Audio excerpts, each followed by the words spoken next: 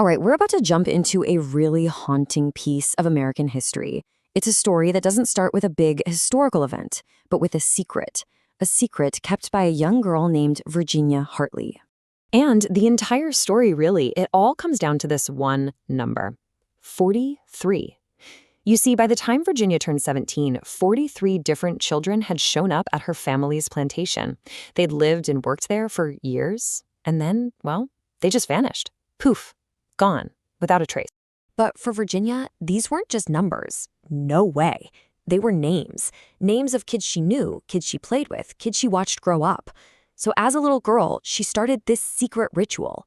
She would carve every single name into the wooden beam right above her bed. It was her own private memorial for the friends who just kept disappearing. And later in life, she actually wrote about this in a memoir. Her carvings weren't just a list.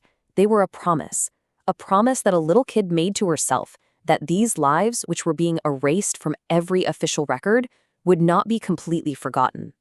So this is the central mystery, right? At the Hartley plantation, this really sinister pattern starts to emerge. Children arrive when they're just toddlers, and then they get this weirdly special treatment for an enslaved person.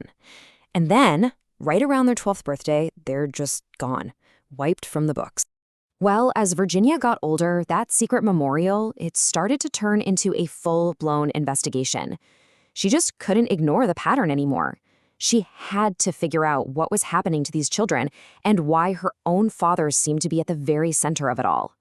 Her first real clue came when she was only 7. A girl she was close friends with named Ruth disappeared. Her father, Thomas Hartley, he told everyone, oh, Ruth was sold to a family in Tennessee. But Virginia snuck a look at his private ledger, and next to Ruth's name, there was just one single chilling word: removed. That lie, it sparked a decade of quiet, secret observation. The key piece of evidence was this ledger her father called his human inventory. And it was exactly as cold as it sounds: a business document treating people like assets, listing their monetary value. But for those 43 children, the sales column was always, ominously, blank. So for years, Virginia secretly studies these ledgers and uncovers this deeply disturbing pattern. Her father gets these very young children, he gives them better food, lighter work, and get this, he even has them taught to read and write, which was literally illegal in Virginia at the time. But all this special treatment, it had an expiration date, their 13th birthday, a birthday none of them ever saw on that plantation. So now, at 17, Virginia is convinced something truly terrible is happening, and she makes a very, very dangerous decision. She's going to follow her father on his next business trip to finally get to the bottom of it. And he didn't go to Richmond like he'd claimed. Nope. Instead, he led her to this isolated, windowless shed miles from any main road. It was a place built for secrets. I mean, it had no other purpose than to hide whatever was going on inside. And what was happening was a horror she couldn't have even imagined. Peeking through a crack in the door, she overheard a buyer's agent say this. That's when it all clicked into place. The education, the better food, it wasn't kindness. It was a way to groom them, to increase their value for buyers with very specific, monstrous tastes. Buyers who wanted their victims to understand the full horror of what was being done to them. That day, Virginia watched as a boy named Samuel, whose name she had just carved into her beam, was sold like an animal for $800. He was just handed over, locked in a wagon, and driven away to God knows where. The mystery was over, and the truth? The truth was a crime. So now, she's a witness. Virginia knew she couldn't just stay silent. But think about it, exposing a powerful man like her father, a respected plantation owner, it would be nearly impossible and incredibly dangerous. She needed a plan. I mean, she had nowhere to turn. The entire local power structure was in her father's pocket. The sheriff was his buddy, the local judge owed him money, and even the church depended on his donations. The whole system was designed to protect men like him, not to hold them accountable. Knowing she needed undeniable proof, Virginia risked absolutely everything.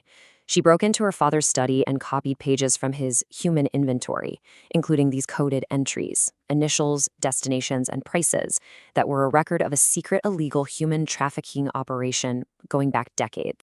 So, with the evidence in hand, she comes up with this desperate plan. First, she forms a secret alliance with an enslaved woman named Dina, whose 11-year-old son was next on the list to disappear. Together, they put the plan into action. Virginia would go to Richmond and take her evidence straight to a progressive newspaper, the Richmond Examiner. The newspaper, after actually verifying her story by secretly watching and photographing the next sale, published the expose. And the story just exploded. It led to the immediate arrest of Thomas Hartley and a sensational trial that basically gripped the entire state. The prosecution's case was just overwhelming. They had the reporter's eyewitness account, they had the photos, they had her father's own ledgers, and even testimony from some buyers who were given immunity. But the real centerpiece of the trial, that was Virginia herself, taking the stand to testify against her own father. But Thomas Hartley, arrogant to the very end. He basically sealed his own fate with testimony like this. He admitted to the secret sales, but argued it was his right as a property owner.